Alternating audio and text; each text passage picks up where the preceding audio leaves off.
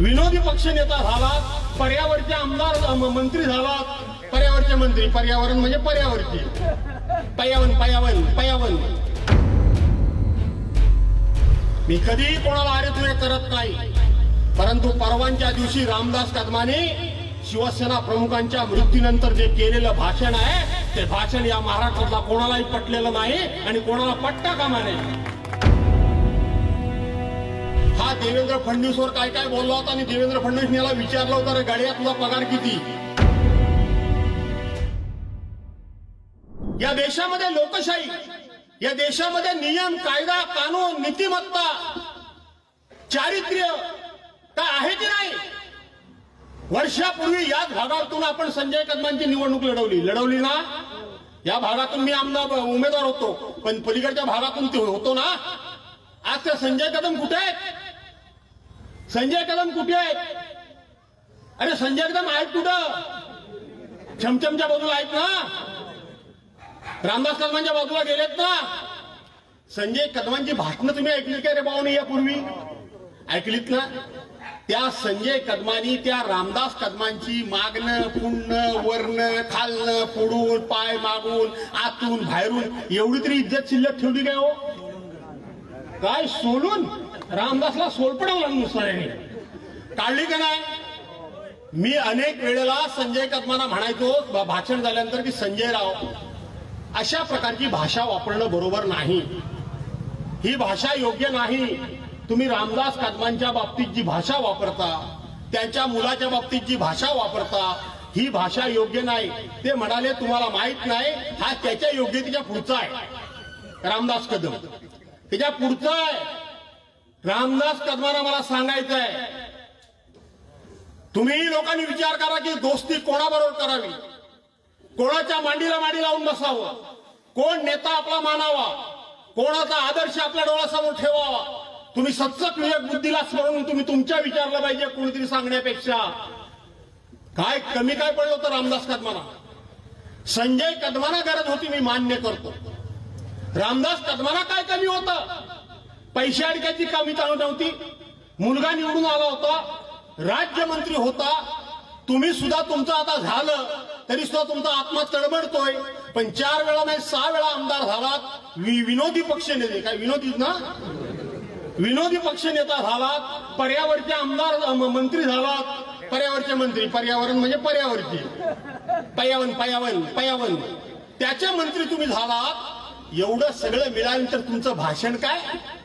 उद्धव ठाकरे माझ्या पोराला संपवायला बसले, उद्धव ठाकरेंनी संपवायची सुपारी दिली, उद्धव ठाकरेंनी हे केलंय, उद्धव ठाकरेंनी ते केलंय। अरे संजय कदमांनी तर रामदास कदमांना हा एक प्रश्न विचारला होता एका भाषणामध्ये, 10 भाषणामध्ये, की रामदास कदम तू तर 1.5 फुटिया, मग तुझा पोरगा 6 फूट कसा? अर्थ काय होतो? अर्थ इतका भयानक होतो। अरे रामदास कदम तू राजकारणाकरता एवढा हलकट आहे, तू राजकारणाकरता एवढा लाचार आहे। संजय कदमाचा नाईलाज झाला म्हणून तो तुझ्याकडे आला, पण माझ्यासारखा असता तर संजय कदमाच्या मांडीला मांडी लावून बसला नसता। पण रामदास कदमासारखा लाचार, रामदास कदमाकरता सत्य करता हलकट आणि चारित्र्य नसलेला माणूस मुव्या महाराष्ट्रामध्ये शोधून सापडणार नाही। हा आमच्या कोकणाचा कलंक आहे, कलंक आहे। राजकारणाकरता आपली कितीपत आपण आपली सगळी इज्जत धुळीला मिळवायची। मी संजय कदमांबद्दल काही म्हणजे मला संजय कदमांना गरज होती, त्यांचा नाईलाज झाला, ते पाठीमागे भले लागले असतील ताई, यांनी कसा घेतला त्याला बरोबर? यांनी कसा घेतला? हा सत्य करता किती लाचार आहे, किती हलकट आहे, आणि हा लोकांना तत्वज्ञान शिकवतो। मी कधी कोणाला अरे तुरे करत नाही, परंतु परवांच्या दिवशी रामदास कदमांनी शिवसेना प्रमुखांच्या मृत्यूनंतर जे केलेलं भाषण आहे ते भाषण या महाराष्ट्रातला कोणालाही पटलेलं नाही आणि कोणाला पटता कामा नये। अहो बशीरभाई, दुश्मनाचा जरी असेल एखादा विरोधकाचा आई वडील, तरी सुद्धा अशा प्रकारचे उच्चार तोंडातून निघता कामा नयेत। या मताचा माणूस मी आहे। विरोधी नेत्याचा कोणी जरी असला तरी असे उच्चार निघता कामा नयेत। पण हे विचार ज्या शिवसेना प्रमुखांनी यांना 6 वेळा आमदार केलं, काय लायकी होती तुमची? कोण तुम्ही? काय तुमची कुवत काय होती?